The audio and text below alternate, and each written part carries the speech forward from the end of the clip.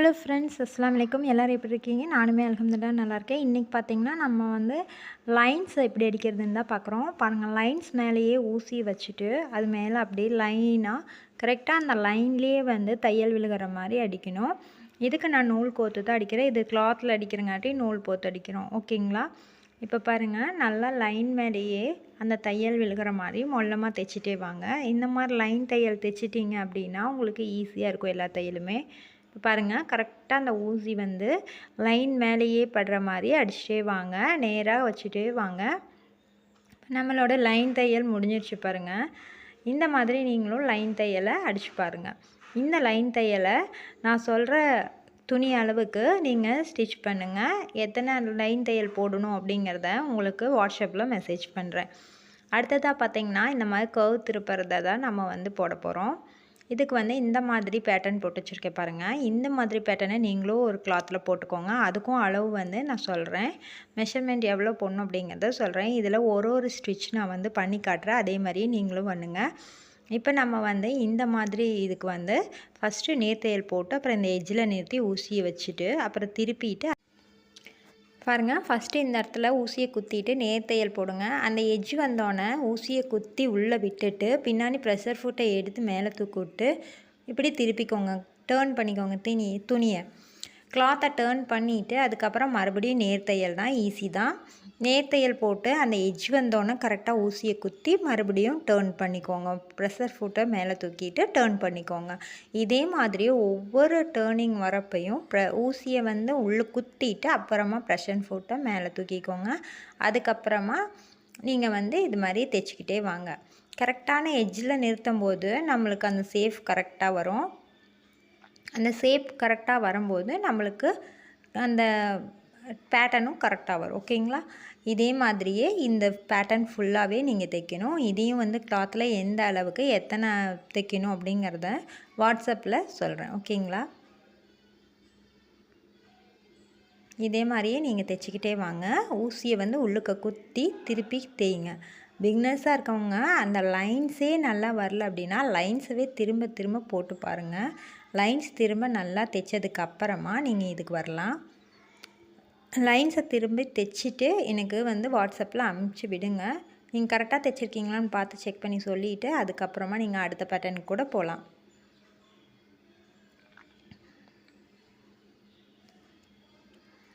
ஊசியை நல்லா உள்ளே குத்திட்டு அதுக்கப்புறம் திருப்புங்க. கார்னர் எட்ஜு வந்தோடனே ஊசியை குத்திக்கோங்க. அதுக்கப்புறம் ப்ரெஷர் ஃபுட்டை மேலே தூக்கிட்டு மறுபடியும் தைக்க ஆரம்பிங்க. ஓகேங்களா?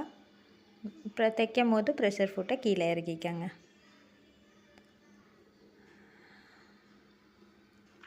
இந்த எட்ஜ் வரும்போது கொஞ்சம் மொல்லமாக கொண்டு வந்து கூட நீங்கள் அந்த எட்ஜில் நிறுத்திக்கோங்க.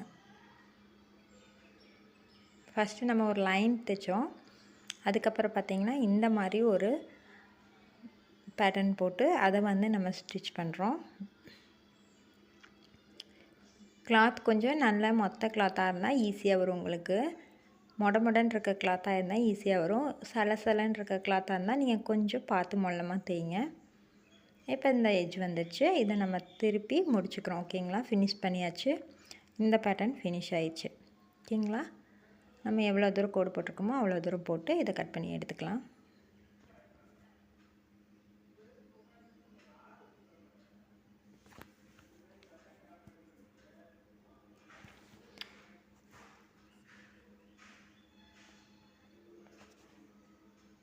பாருங்கள், நம்மளோட பேட்டர்ன் நீட்டாக ஃபினிஷிங் ஆகிருக்கு. அந்த எட்ஜஸ்லாம் பாருங்கள் கரெக்டாக வந்திருக்கு. இதே மாதிரி தான் நீங்களும் வந்து ஸ்டிச் பண்ணணும். ஓகேங்களா? ஃபஸ்ட்டு ஒரு லைன் ஸ்டிச் பண்ணுங்கள். அதுக்கப்புறம் இந்த மாதிரி லைன் ஸ்டிச் பண்ணுங்கள். இந்த மாதிரி இருக்கிறதையும் ஸ்டிச் பண்ணிக்கோங்க. இந்த பேட்டர்னையும் தனித்தனியாக துணியில் போடணும். நான் உங்களுக்கு தைச்சி காமிக்கிறதுக்காக ஒரே துணியில் போட்டிருக்கேன். அடுத்தது பார்த்திங்கன்னா இந்த மாதிரி ஜிக்ஜாக்காக தைக்கணும். ஜிக்ஜாக்காக தைக்கும் போதும் அதே மாதிரி தான் லைன்ஸ் வரும்போது நேர்த்தையல் போட்டுக்கோங்க. அந்த மொக்கு வரும்போது இந்த இடத்துல நிறுத்தி ஊசியை உள்ளே குத்தி அப்புறமா டேர்ன் பண்ணி மறுபடியும் நேர்த்தையல் போடுங்க. அடுத்தது பார்த்திங்கன்னா இந்த ரவுண்டு தையல் தான். பாருங்கள், இந்த சர்க்கிள் தான். இந்த சர்க்கிளை வந்து எப்படி தைக்கணும்னு நான் உங்களுக்கு காட்டுறேன்.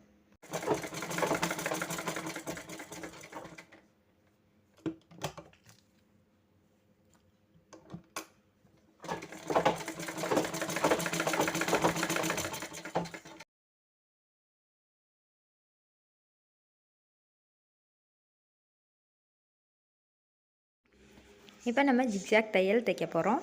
ஜிக்ஜாக் தையலுக்கு கரெக்டாக அந்த டேர்ன் திரும்புகிறப்ப இப்படி உள்ள ஊசியை குத்தி நிறுத்திட்டு மறுபடியும் டேர்ன் திருப்பிக்கோங்க. இப்போ மறுபடியும் தேய்ங்க. இந்த இடத்துல வந்தோன்னு நிறுத்திக்கோங்க. இப்போ மறுபடியும் டேர்ன் திருப்புங்க. இதே மாதிரி தான் எந்தெந்த இடத்துல நம்ம டேர்ன் பண்ணுறோமோ அந்த இடத்துல ஊசியை குத்திட்டு அதுக்கப்புறமா கிளாத்தை திருப்பிட்டு தைக்கணும். இந்த மாதிரியும் நீங்கள் வந்து ஒரு கிளாத்தில் கட் பண்ணி ஒரு 5 லைன்ஸ் ஆட்டம் தேய்ங்க. அப்போ உங்களுக்கு ஈஸியாக வரும். இந்த டேர்ன் திரும்புறது எல்லா இதுலேயும் உங்களுக்கு வந்து வரும். அதனால இதை நல்லா வந்து ஸ்டிச் பண்ணி பழகிக்கோங்க. இந்த ஃபுல்லாகவே நம்ம முடிச்சுக்கலாம்.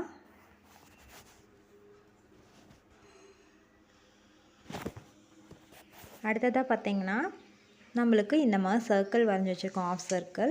இதை எப்படி ஸ்டிச் பண்ணுறதுன்னு பார்க்கலாம். நம்ம போன வீடியோவில் பார்த்திங்கன்னா பேப்பரில் தைச்சிருப்போம். அப்போ வந்து ப்ரெஷர் ஃபுட்டை தூக்கி தைச்சிருப்போம். ஏன்னா அது பேப்பர் திருப்பும் போது கிழிஞ்சிரும். அதனால் இதுக்கு வந்து நம்ம ப்ரெஷர் ஃபுட்டை திருப்ப தேவையில்லை. துணியை வந்து நகர்த்திட்டே போகணும்.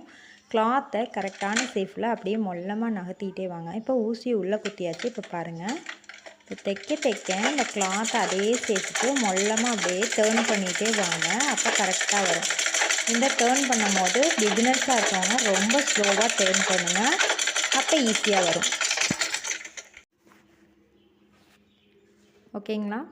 இதே மாதிரியே நம்ம இன்னொரு சர்க்கிளையும் வந்து தைச்சிக்கலாம். பாருங்கள், இந்த சர்க்கிள் கரெக்டாக வந்திருக்குது. நம்ம டேர்ன் திருப்பும் போது கரெக்டாக மொல்லமாக அதே சேஃப்க்கு துணியை நகர்த்தணும். ப்ரெஷர் ஃபுட்டை மேலே தூக்கக்கூடாது. ஏன்னா இது பேப்பர் இல்லை, கிளாத்தில் பாருங்கள், மறுபடியும் அதே மாதிரி வச்சுட்டு இப்போ மொல்லமாக நகர்த்தி காட்டுற பாருங்கள். இப்போ ஸ்டிச் பண்ண ஆரம்பிக்கிறோம். டேர்ன் திருப்பி கரெக்டாக ஸ்டிச் பண்ணி எடுத்துக்கோங்க.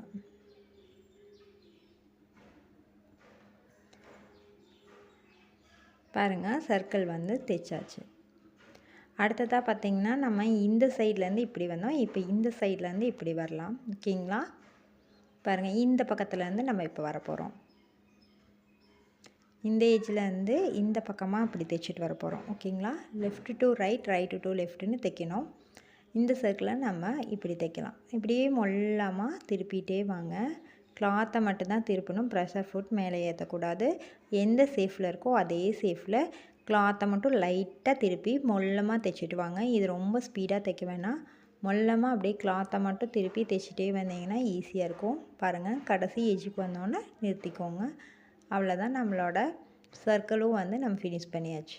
ஓகேங்களா? கொஞ்சம் நூல் விட்டு அப்புறம் கட் பண்ணுங்கள். இல்லாட்டி நூல் மறுபடியும் ஊசியிலேருந்து கோக்க வேண்டியதாக இருக்கும். இப்போ உங்களுக்கு ஃபுல் ஃபினிஷிங் பாருங்கள். இந்த டேர்ன் திருப்புறது கரெக்டாக திருப்புனா இந்த சேஃப் வந்து கரெக்டாக வரும். பாருங்கள், 3 சர்க்கிளுமே கரெக்டாக வந்திருக்குது. இதே மாதிரி நீங்களும் வந்து ஸ்டிச் பண்ணுங்கள். ஸ்டிச் பண்ணும் போது துணியில் நீங்கள் வேறு கலர் நூல் போடுங்க. இப்போ ஒயிட் கலர் அப்படின்னா பிளாக் கலர் நூல் அந்த மாதிரி போட்டிங்கன்னா நீங்கள் ஸ்டிச் பண்ணுறப்ப ஏதாச்சும் மிஸ்டேக்ஸ் வந்துச்சுன்னா உங்களுக்கே அது நல்லா தெரியும். அதுக்காகத்தான் சொல்கிறேன். ஒயிட் கலருக்கு ஒயிட் கலர் நூலே போட்டிங்கன்னா உங்களோட மிஸ்டேக்ஸ் உங்களுக்கு தெரியாது. இப்போ நம்ம எல்லா ஸ்டிச்சஸுமே பார்த்தாச்சு. இப்போ எல்லா பேட்டர்ன்ஸுமே நீங்களுமே துணியில் போட்டு ஸ்டிச் பண்ணி அதை எனக்கு வாட்ஸ்அப்பில் சென்ட் பண்ணுங்கள். ஓகேங்களா? இந்த வீடியோ உங்களுக்கு பிடிச்சிருந்துச்சுன்னா லைக் பண்ணுங்கள், ஷேர் பண்ணுங்கள். இன்னும் நம்ம சேனலை சப்ஸ்கிரைப் பண்ணாதவங்க சப்ஸ்கிரைப் பண்ணுங்கள். கூடவே பக்கத்தில் இருக்க பெல் ஐக்கானை கிளிக் பண்ணுங்கள். ஆன்லைன் டெய்லரிங் கிளாஸில் நீங்களும் ஜாயின் பண்ணணும் அப்படின்னு நினச்சா கீழே இருக்க லிங்கை கிளிக் பண்ணி ஜாயின் பண்ணிக்கோங்க.